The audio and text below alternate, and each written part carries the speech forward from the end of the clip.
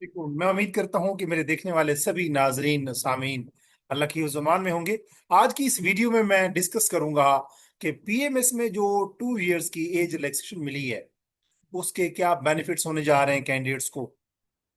ये नोटिफिकेशन जो है उसके इन्स एंड आउट्स की मैं बात करूंगा, डिटेल में गुफ्तगू करूंगा। और ये मैं जरूर डिस्कस करूंगा कि ये पॉसिबल कैसे हो।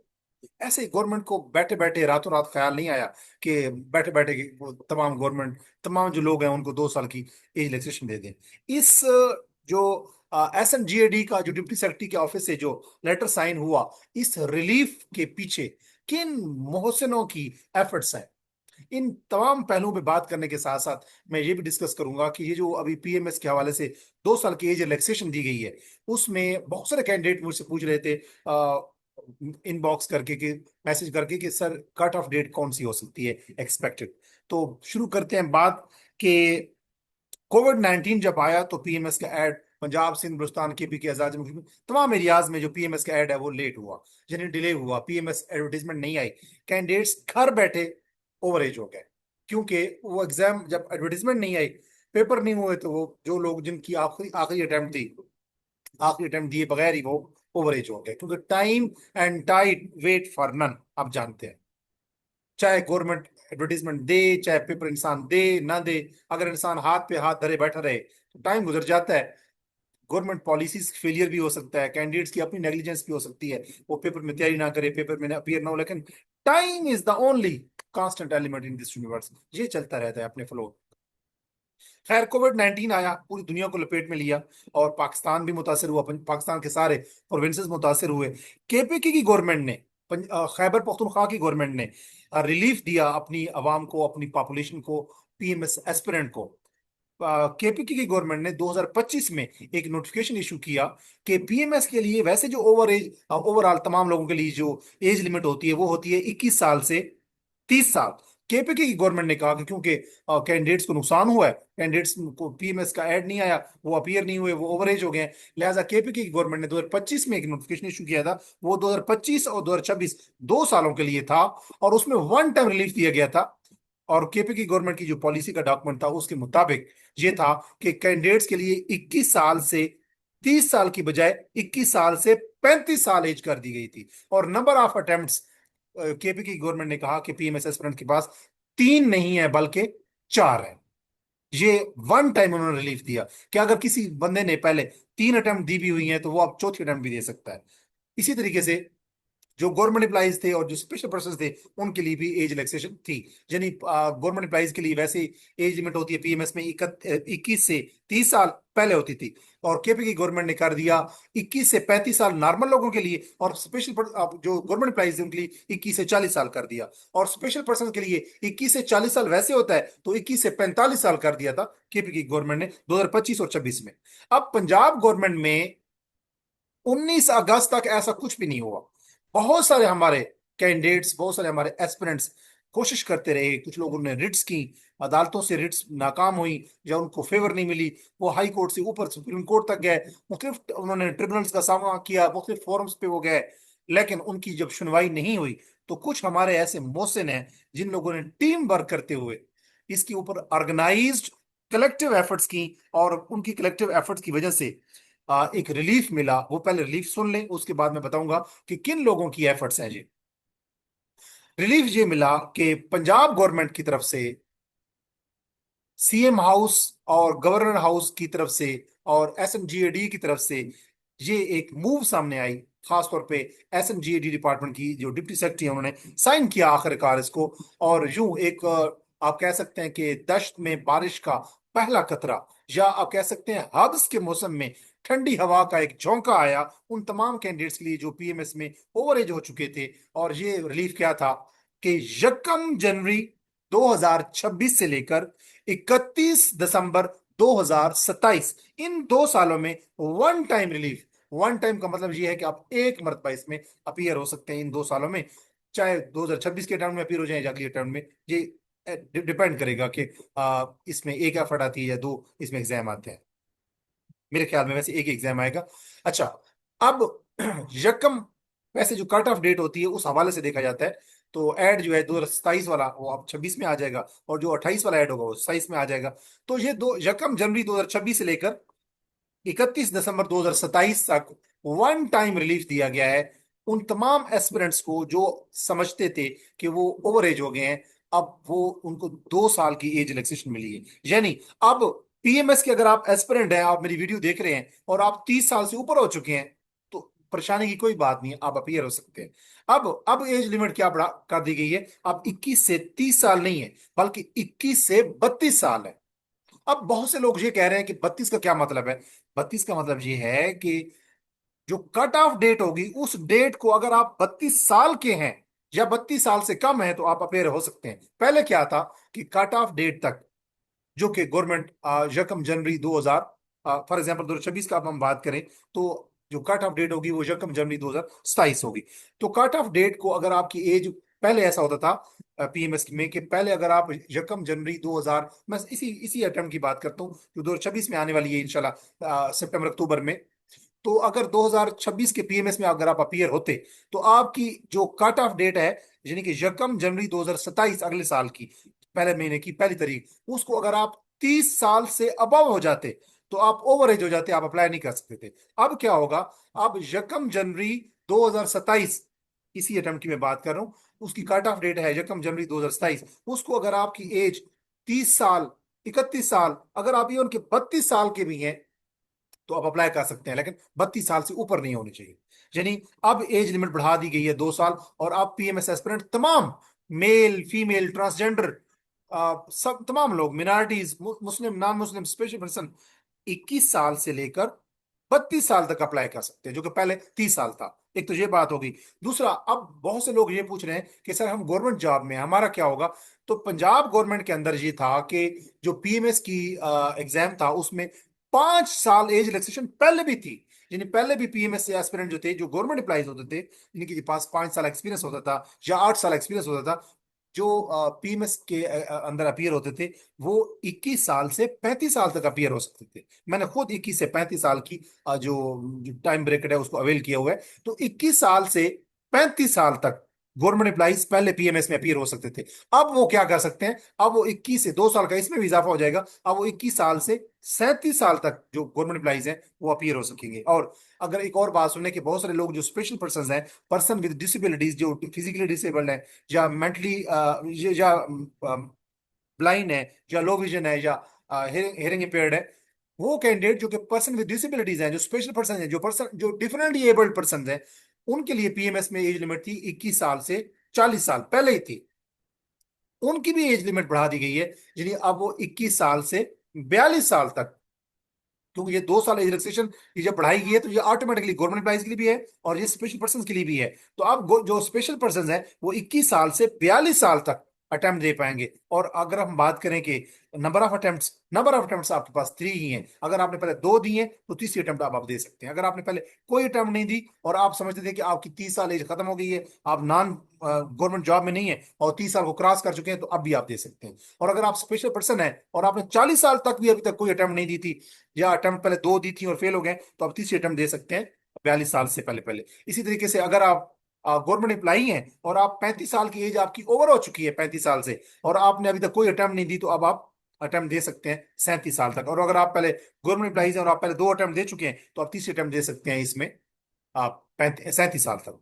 ये तो बात हो गई वो 2 साल की age relaxation. Number of attempts नहीं बढ़ाई गई, बल्कि नंबर ऑफ अटेम्प्ट्स 3 ही है जो कि पीएमएस में होती हैं। केपी की गवर्नमेंट ने वैसे 3 से 4 किया था, पंजाब गवर्नमेंट ने ये रिलीफ नहीं दिया। अभी भी ये तवक्को की जा रही है कि मजीद जो टीम, जो हमारे मौसम इसके ऊपर काम कर रहे हैं, they are putting their sincere and concerted efforts, कि वो 35 4 करें, यानी कि वो एज रिलैक्सेशन को 32 की बजाय 35 करवाएं और नंबर ऑफ अटेम्प्ट्स को 3 की बजाय 4 करवाएं। वो इसलिए मजीद अभी भी काम कर रहे हैं। अब हम बात कर लेते हैं कि वो कौन लोग हैं हमारे मौसम, वो अनसंग हीरोज कौन है। वो कौन लोग हैं जो सेल्फलेसली, यानी बेलौस होके, अपनी, सिर्फ अपने फायदे के लिए नहीं, पूरे पंजाब की बेटियों और बेटों के लिए, हमारे बहन भाइयों के लिए, पीएमएस एस्पिरेंट्स के लिए एफर्ट्स कर रहे थे। अगर उनका नाम ना लिया जाए तो it would be like injustice, it would be like very unfair, and you can say it would not be, I would not consider it, I would not be satisfied अगर मैं उनका नाम ना लूं। तो हमारे एक मोहसिन है, हमारे एक दोस्त हैं दिलबर हुसैन संघेड़ा साहब। ये बेसिकली हैं तहसील फोटाबाद से, जिला भावलनगर से। अगर नाम में या कास्ट में कोई मुझसे गलती हो गई हो तो उसके लिए मैं पेश की माजरत चाहता हूँ। मैंने कहीं पे उनका नाम दिलबर हुसैन संघेड़ा भी पढ़ा और कहीं पे पढ़ा दिलबर हुसैन संघेड़।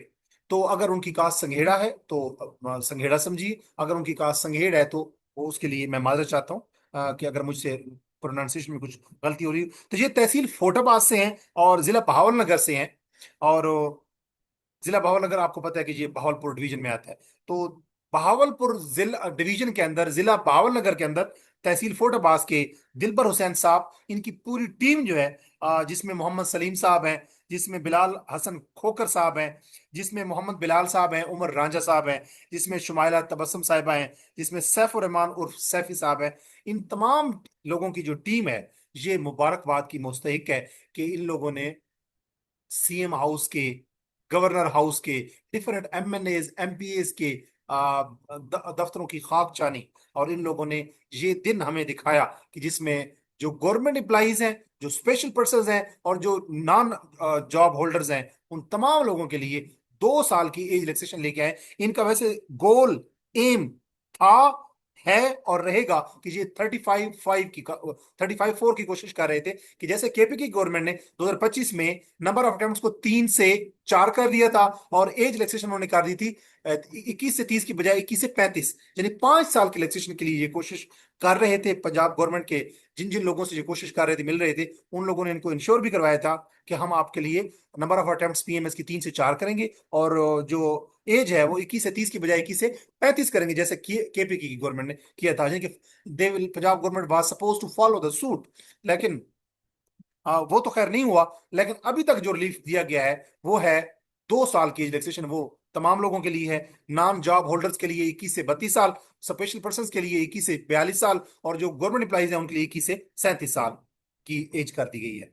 अच्छा, अब हम बात करते हैं कि जिन लोगों ने हमारे इन मोहसिनों को, यानी दिलबर साहब जो कि फोटापास जिला भावनगर से हैं, और जो उनकी टीम है, जिन लोगों ने इनकी हेल्प की, जब जब ये सीएम ऑफिस में गए, जब जब ये गवर्नर हाउस गए, जब जब ये एमएनए एमपी से मिले, तो जिन लोगों ने इनकी एफर्ट्स की, मैं उनको भी खराज तहसीन पेश करूंगा कि उन लोगों ने पीएमएस एस्पिरेंट के दर्द को समझा। और उनमें शामिल हैं शेख रुहेल असगर साहब एमएनए, जो सबसे ज्यादा जिन्होंने साथ दिया इस एफर्ट में। तो अगर ये मेरी वीडियो कोई एस्पिरेंट उन तक पहुंचा सकता है तो शेख रुहेल असगर साहब, हम तहे दिल से आपकी मशकूर है कि आप लोगों ने हमारे पीएमएस एस्पिरेंट की दिल की आवाज सुनी। इसके अलावा अमजद अली जावेद एमपीए टोबा हैं, उन्होंने ये हमारे जो मोहसिन थे, जो लोग इस रेजोल्यूशन को लेकर चल रहे थे, उन्होंने ये रेजोल्यूशन पास करवाई।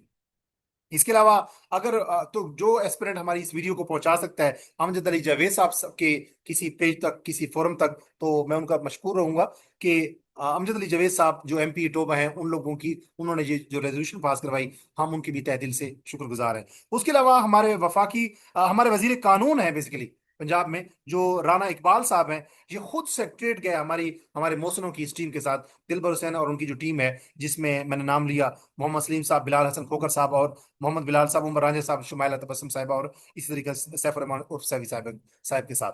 तो वजीर कानून राना इकबाल साहब अगर मुझे सुन रहे हैं या उन तक ये वीडियो पहुंच सकती है, तो काइंडली इस वीडियो को उन तक जरूर पहुंचाएं, ताकि हम उन्हें पता चले कि हम लोग जो हैं उनके कितने शुक्रगुजार हैं।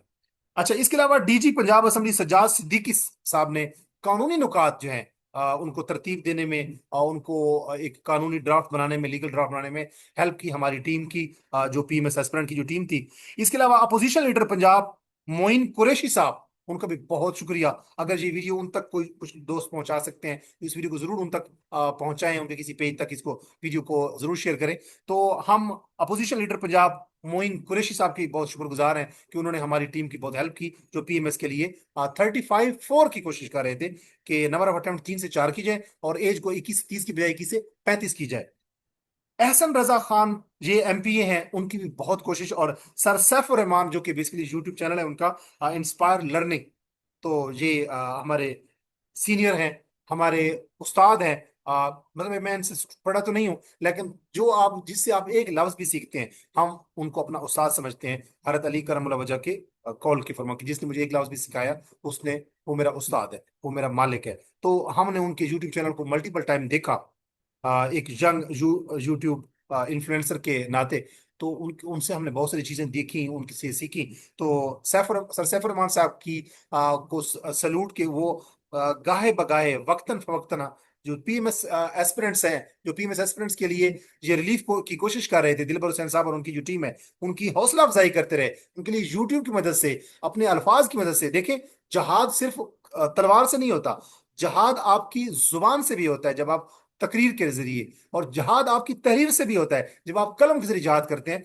तो सर सैफुर रहमान साहब जो इंस्पायर लर्निंग यूट्यूब चैनल के हैं, जो एफर्ट कर रहे थे, जो उनका मोराल बूस्ट अप कर रहे थे, उनका कॉन्फिडेंस बिल्डअप कर रहे थे, और पीएमएस एस्पिरेंट्स और जो हमारी पीएमएस एस्पिरेंट्स के लिए रिलीफ के लिए जो टीम एफर्ट कर रही थी, दिलबर हुसैन साहब और उनकी जो टीम है, उनके दरमियान में ब्रिज का काम जो कर रहे थे, जो इस मामले के ऊपर ज्यादा रोशनी डाल रहे थे, जो इसकी यूटिलिटी के ऊपर, जो इसकी अर्जेंसी के ऊपर बात कर रहे थे, तो सर सैफुर रहमान साहब का भी बहुत बहुत शुक्रिया कि उन्होंने इंस्पायर लर्निंग यूट्यूब चैनल की मदद से बेसिकली हौसला बढ़ाए रखा पीएमएस एस्पिरेंट का, और हमारी उस बिलखसूस उस टीम का जो कि पीएमएस एस्पिरेंट के लिए रिलीफ की कोशिश कर रही थी।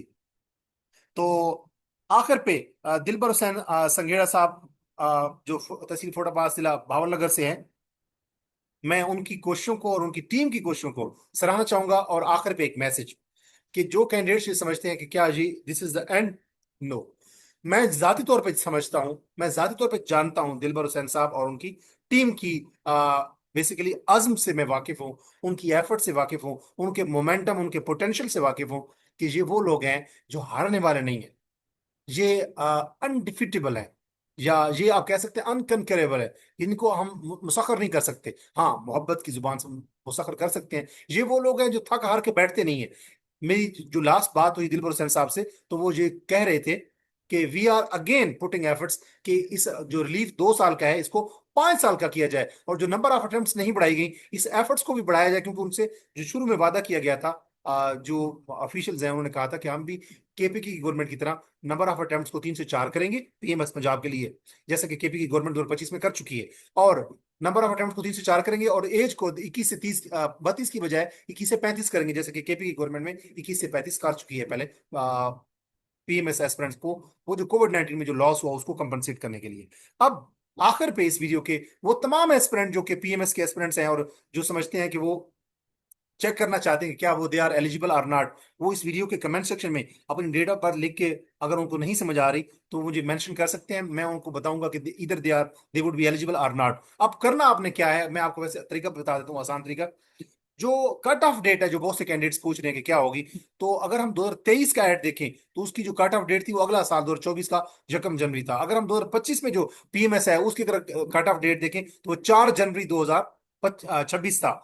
तो इसी तरीके से 2026 की जो एफर्ट है, जो अटेम्प्ट है पीएमएस की, जो आने जा रही है इंशाल्लाह सितंबर अक्टूबर में एडवर्टाइज हो जाएगी इंशाल्लाह, तो उसकी जो कट ऑफ डेट होगी वो अगला साल होगी 2026 2027 का जनवरी, और उसकी मोस्ट प्रोबेबली जो डेट होगी वो 1 जनवरी होगी। तो 1 जनवरी यानी कि 01/01/2027 ये कट ऑफ डेट है। आप ये डालें और फिर अपनी डेट ऑफ बर्थ डालें, आपके सामने आपकी एज आ जाएगी। अगर आपकी एज 32 साल से कम है और आप जॉब में नहीं है, पंजाब गवर्नमेंट की किसी जॉब में नहीं है, तो यू आर एलिजिबल। अगर आप गवर्नमेंट एम्प्लॉई हैं और आप कट ऑफ डेट 01/01/2027 लिखते हैं और अपनी कट ऑफ अपनी डेट ऑफ बर्थ डालते हैं, किस कहाँ पे डालना है आपने, गूगल पे जाएंगे, आप लिखेंगे एज कैलकुलेटर, गूगल ओपन करें, वहां लिखे एज कैलकुलेटर, वहां आपके सामने कैलकुलेटर ओपन हो जाएगा, वहां लिखे 01/01/2027 और फिर नीचे अपनी डेट ऑफ बर्थ डालें।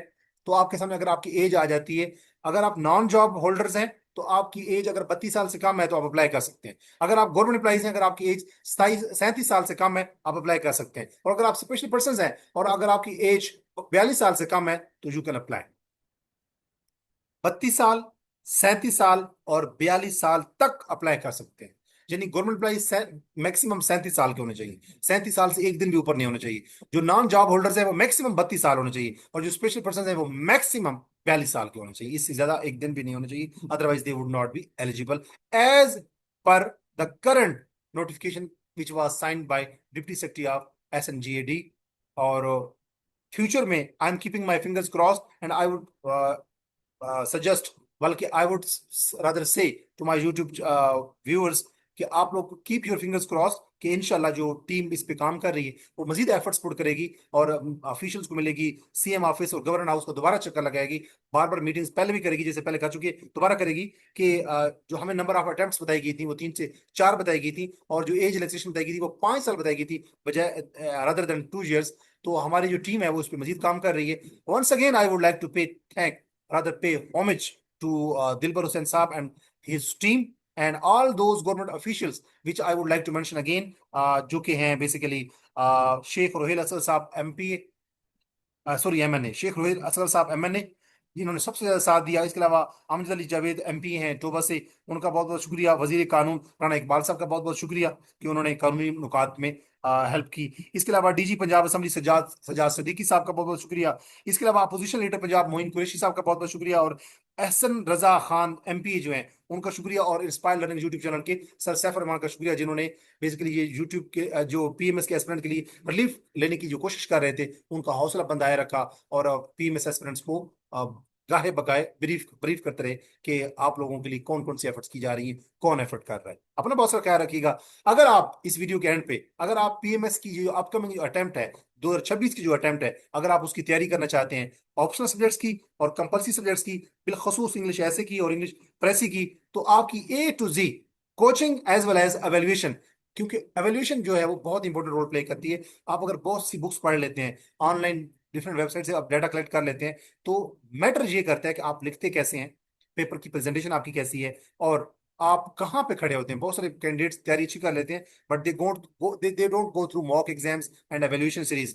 तो वो कैंडिडेट जो कि पीएमएस की अपकमिंग जो एग्जाम्स हैं 2026 के, उसमें अगर तैयारी करना चाहते हैं तो A to Z तैयारी जो पीएमएस की है उसके लिए आप मुझसे रब्ता कर सकते हैं। मुझसे रब्ता करने के लिए मेरा व्हाट्सएप नंबर नोट कर सकते हैं 03326896 568। इस नंबर पर रब्ता करके आपका कंपल्सरी सब्जेक्ट्स हो या ऑप्शनल सब्जेक्ट्स हो या आपकी एवेल्युएशन हो या मॉक एग्जाम्स हो, आप A to Z तैयारी करने के लिए आप मुझसे रब्ता कर सकते हैं। इस वीडियो के कमेंट सेक्शन में जो पहला लिंक होगा, अगर आप उस पर क्लिक करेंगे तो मेरा एक पोस्टर ओपन होगा, उसमें मेरा व्हाट्सएप नंबर मेंशन होगा।